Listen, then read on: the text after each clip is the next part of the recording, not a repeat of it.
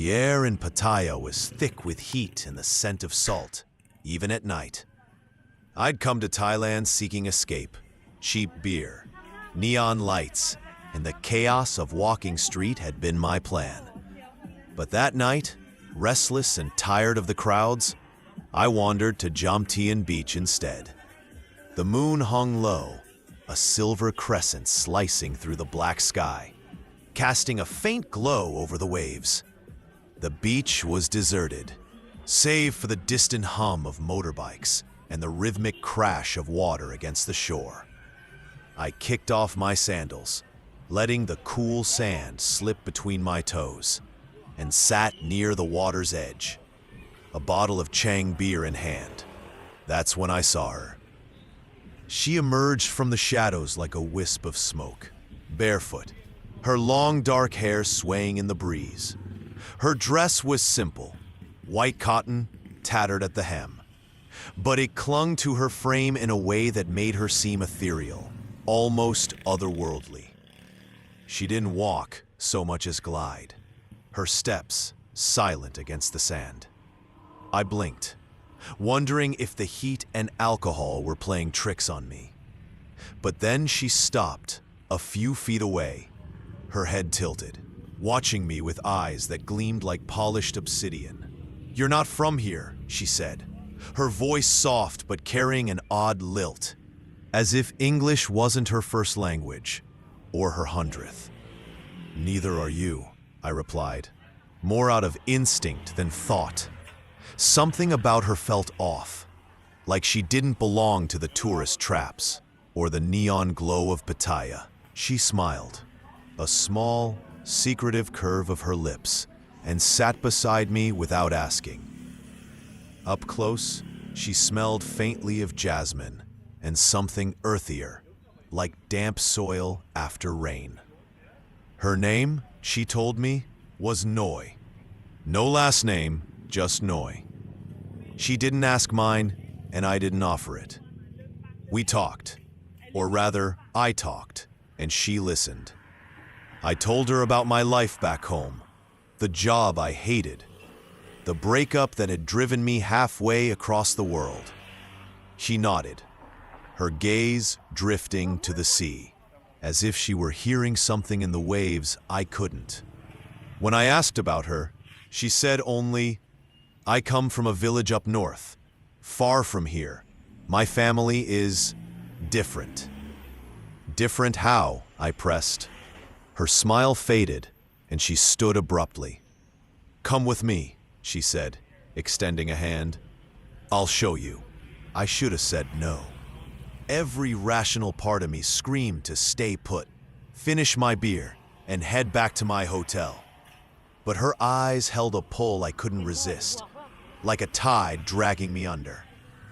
I took her hand, and it was cool against my skin, almost too cool for the humid night. She led me away from the beach, through narrow alleys I hadn't noticed before.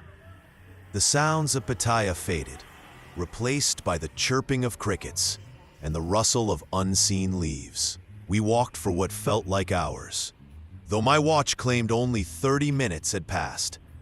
The city lights vanished, and the air grew heavy with the scent of jungle.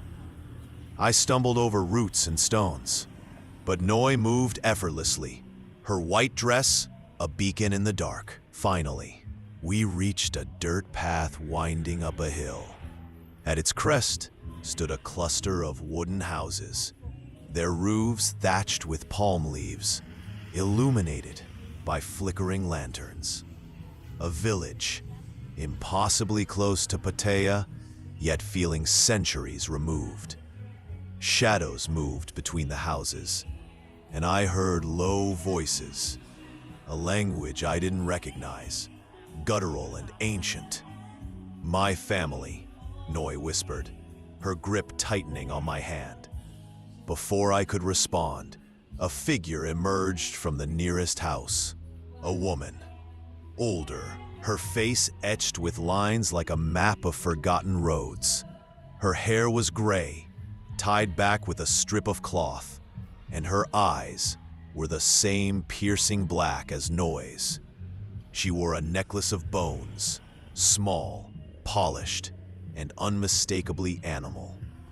She stared at me, unblinking, and muttered something to Noi in that strange tongue. "She's my mother," Noi said, though the woman hadn't introduced herself. "She says you're welcome here, for now." "For now?" I echoed, unease creeping up my spine. Noi didn't answer. Instead, she pulled me toward the house. Inside, the air was thick with incense, the walls lined with shelves of jars, some filled with herbs, others with things I couldn't identify. Dark liquids, coiled shapes, fragments of bone. A wooden table sat in the center, stained with what looked like old blood. My stomach churned, but Noi's calm demeanor kept me rooted. More figures appeared, men and women, all with those same dark eyes, their movements slow and deliberate. They watched me silently, their expressions unreadable. One, a man with a scar across his cheek, carried a bamboo basket filled with fish, their scales glinting wetly in the lantern light.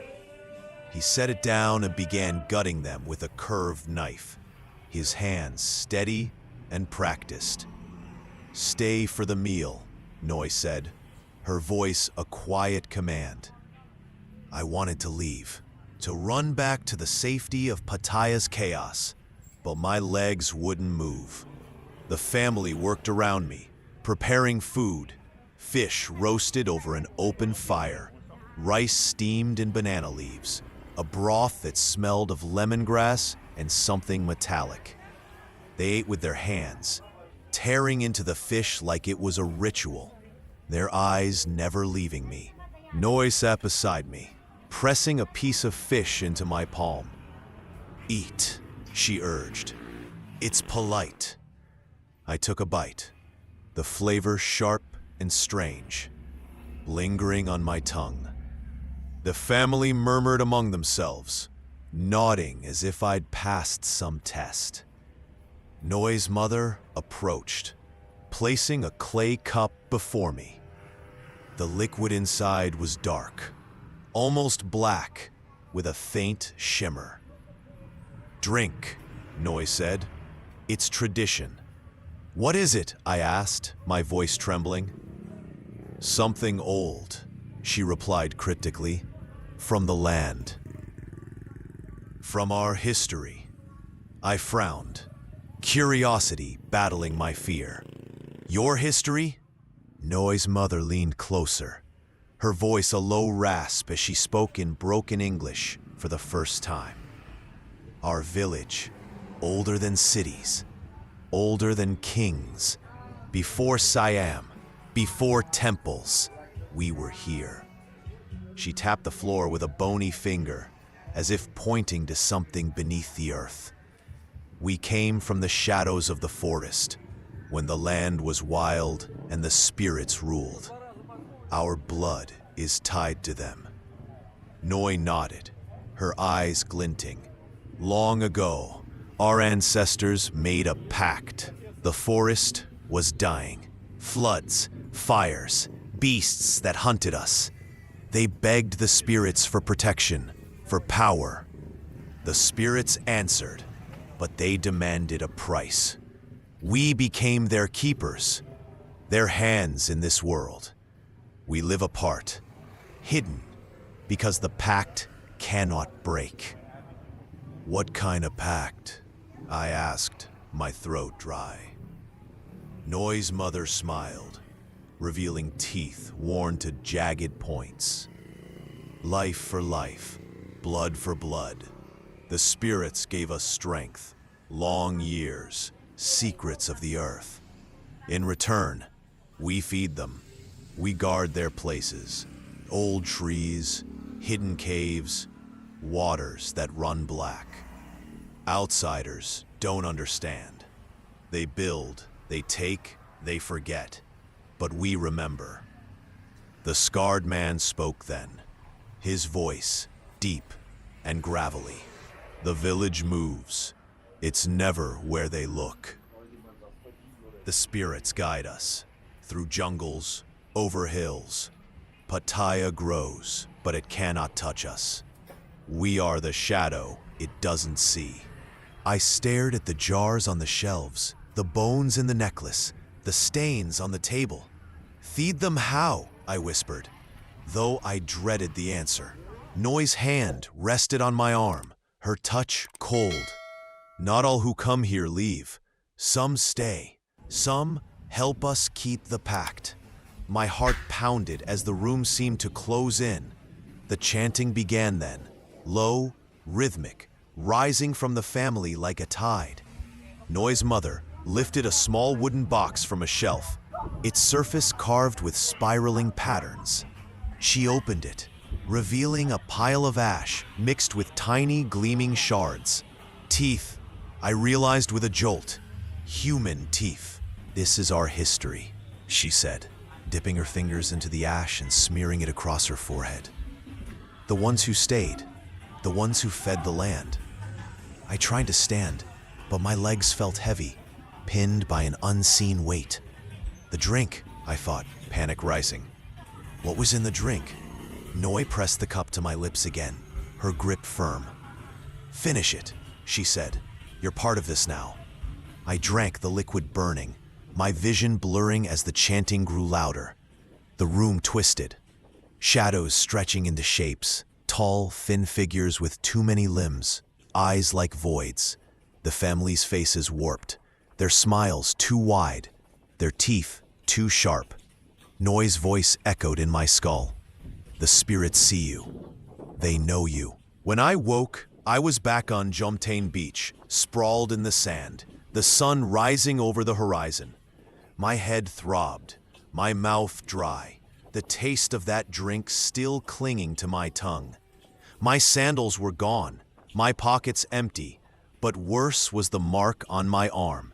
A faint, spiraling pattern, etched into my skin like a tattoo I didn't remember getting, matching the carvings on that box. I stumbled back to my hotel, replaying the night.